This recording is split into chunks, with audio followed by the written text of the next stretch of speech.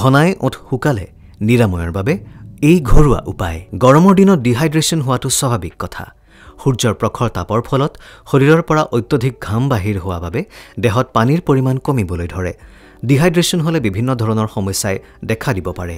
তাৰ ভিতৰত blood pressure কমি যোৱা, উশাহৰ গতি দীঘল হোৱা, ঘনাই ওঠ জিভা শুকাই যোৱা, মূৰৰ বিষ, মাংসপেশীৰ বিষ, সঘনাই পিয়াহ লগা, ভাগৰ, দুৰ্বলতা আদিয়ে প্ৰধান।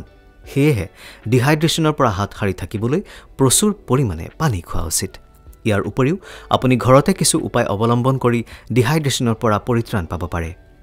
আধা চামুচ চফ 1 লিটাৰ পানীত উতলাই ঠাণ্ডা হোৱাৰ পাছত দিনে 3-4 বাৰমান খালে সুফল লাভ কৰিব পাৰি। তুলসীৰ ৰস 2 টোপালমান একাপ পানীৰ লগত মিশ্ৰণ কৰি সেৱন কৰিলে ডিহাইড্ৰেশ্যনৰ পৰা মুক্তি লাভ কৰিব পাৰি। তুলসীৰ ঔষধি গুণে শৰীৰটোৰ তাপমাত্ৰা জোখত ধৰি ৰখাত সহায় কৰে। ডিহাইড্ৰেশ্যন হ'লে নিমখ আৰু চেনি পানীত মিহলাই খালেও উপকাৰ পাব পাৰি। কুঁহিয়াৰৰ ৰসত প্ৰচুৰ পৰিমাণে আইৰণ, মেগনেছিয়াম, পটাছিয়াম আৰু অন্যান্য ইলেক্ট্ৰলাইটছ পোৱা যায়, যিয়ে আমাৰ শৰীৰটোক ডিহাইড্ৰেশ্যন হোৱাৰ পৰা ৰক্ষা কৰে। ডাব নাৰিকলৰ পানীয়ে আমাৰ শৰীৰত ইলেক্ট্ৰলাইটছ পুনৰ ভৰ্তি হোৱাত সহায় কৰে।